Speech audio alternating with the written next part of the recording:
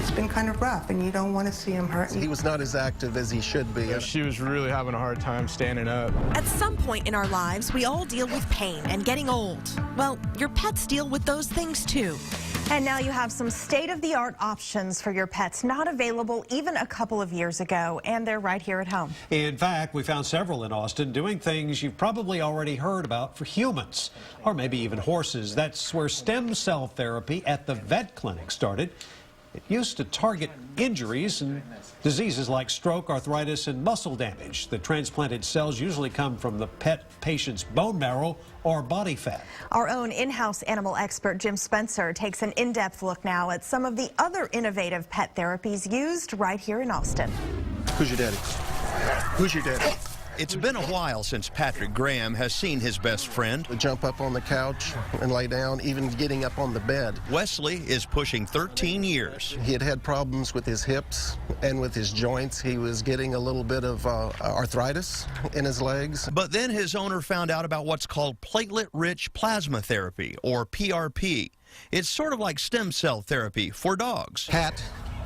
So far, Wesley's had 2 sessions. We started a year ago, and he had a treatment last February, and then he had another one in July, and he's getting ready to have another one next month. It generally takes about a week before we're going to assume that we're going to start to see response to therapy. And I felt it slip into the joint. Troy Smith at Manchac Village Veterinary Care is Wesley's doctor and admits innovative pet therapies like this aren't cheap. For a stem cell procedure, we're going to have a patient admitted in the morning and under general anesthesia. That's part of the $2,000 cost for stem cell therapy at Smith's clinic.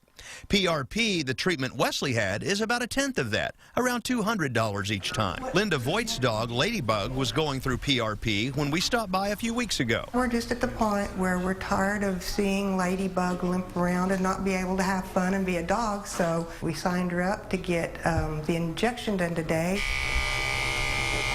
For the PRP therapy, we're just going to collect a blood sample from a patient and suspend that platelet in a gel and then inject that solution after the gel has dissolved in the patient. Unfortunately, this therapy didn't end up working for Ladybug.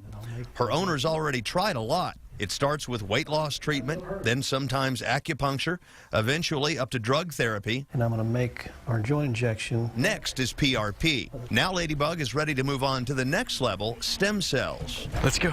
Just like Michael Martinez's dog last year at North Austin Animal Hospital. It took 2 weeks or so for the surgery recovery process. We really convince the owner that the younger you start this therapy, the better the results are. Look at that trot. She sat down 3 weeks ago and reached with her back paw and started scratching her ear, and she hasn't done that for years. So that's, that's my figure of merit that things are going real well with her. That's his arthritis point, so he's always a little sore. But not all new pet therapies happen in the vet's exam room. I usually go to people's houses. I do in-home sessions for dogs. Under a vet's supervision, Christina Hardinger provides massages and acupressure treatments for dogs and horses. Acupressure actually works just like acupuncture. Only veterinarians can break skin, so there's no needles involved. I usually incorporate it with a massage, though there are certain points that are good for arthritis, and I'll work those points. But that's not to say it's only for medical purposes. I just know how when I get a massage, how that makes me feel afterwards, and so I just figured that it would feel, the same for Morgan.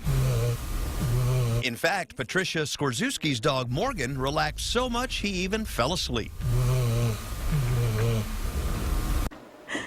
Well, not everyone is sold on these therapies. We asked the Food and Drug Administration, which oversees the use of drugs and food given to more than 100 million animals nationwide. They haven't approved them yet, but they've been getting a lot of questions, especially about stem cells. They tell us the FDA's goal is to ensure that these products, like other drugs, are safe and effective.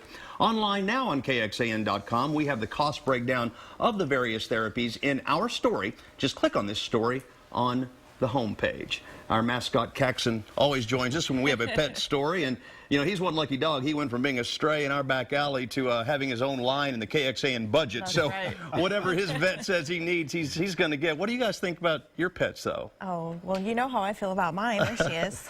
That's Noodle, and I think, you know, if it was deemed safe and effective, that I think I would do just about anything to ease her pain or make her live longer. Sure. And there's Gus. He's 13. He's a little slow walking around now. You know, you got to make your own personal decision. You know, it's 13 years old, so got to maybe let nature take its course. These are expensive treatments. Not a lot of people can afford this kind of stuff. They are. But all the owners that we spoke to that have used them, Captain's excited. Past your bedtime, isn't it? All the owners that we spoke to that have used them really see a difference. Yeah. That's great. They really do.